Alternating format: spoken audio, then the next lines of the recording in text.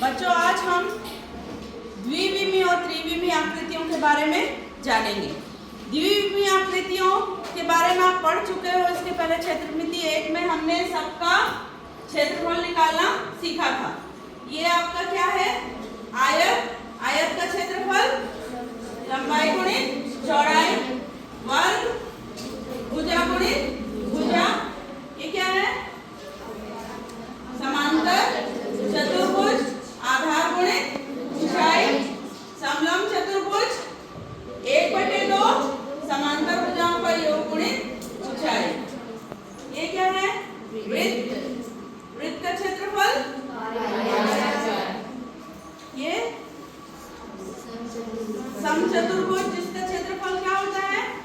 1/2 पहला विकर्ण गुणित दूसरा विकर्ण, दोनों विकर्ण के आधार पर होता है ना। अगर आपको आधार और ऊंचाई दिया है और समचतुर्भुज दिया है तो भी आप इस फॉर्मूले से निकालोगे उसका, है ना। ये हम कर चुके हैं। ये क्या है? त्रिभुज। त्रिभुज का क्षेत्रफल 1/2 आधार गुणित ऊंचाई। समबाहु त्रिभुज का क्या होता है? √3/4 भुजा का वर्ग। ये सारी द्विविमीय आकृतियां जिनका हम क्षेत्रफल निकाल सकते हैं। द्विविमीय आकृतियां क्या होती हैं? जिनमें लंबाई और चौड़ाई होती है, जिनको हम नाप सकते हैं, जिसको हम कागज पे बना सकते हैं, बोर्ड पे बना सकते हैं। लेकिन त्रिविमीय आकृतियां क्या होती हैं? जिन्हें हम हूबहू बोर्ड पर नहीं बता सकते। उसको हमको क्या करना पड़ता है? इमेजिन करना पड़ता है, सोचना पड़ता है। जैसे ये घनाभ की आकृति है ना। घनाभ की आकृति में कितनी फलकें होती हैं? 6 फलकें होती हैं। एक सामने वाली फलक, उसके जस्ट पीछे दूसरी भी फलक उसी के जैसे होगी। उसी प्रकार से ये ब्लू वाली फलक के पीछे ये वाली फलक, है ना। और कितनी फलकें हो गई? 6। तो अब इसकी अलग अलग स्थिति में हम चित्र जब बनाएंगे तो हमें अलग अलग देखने को मिलता है। ये इस स्थिति में हमने चित्र बनाया, ठीक है ना। ये वाली फलक आपको देखने को मिल रही है ऐसा, और इसके पीछे वाली फलक इधर रहेगी, और इसकी सारी फलकों को हमको क्या करना पड़ता है?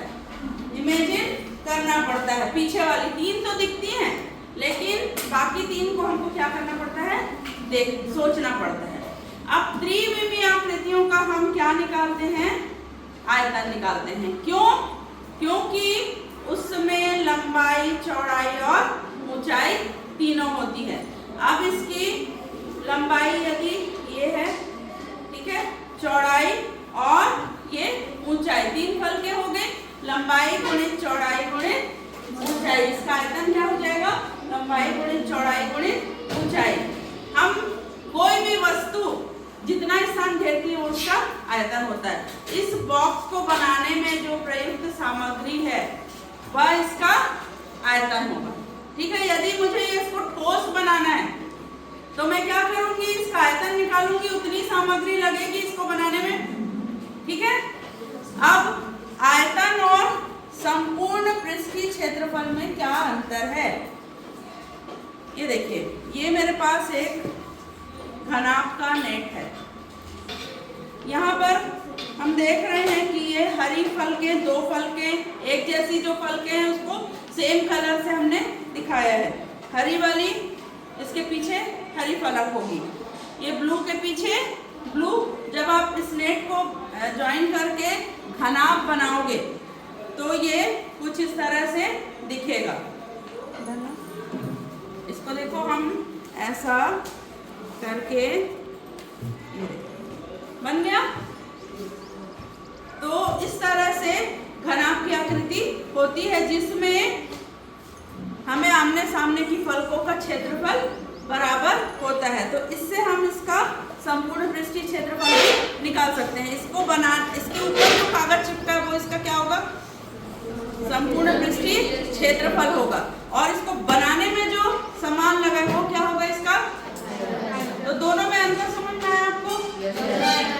जैसे इस कमरे में, है ना, इस कमरे में इसकी लंबाई, चौड़ाई चौड़ाई और ऊंचाई को जब हम गुणा करेंगे तो इसका क्या निकलेगा?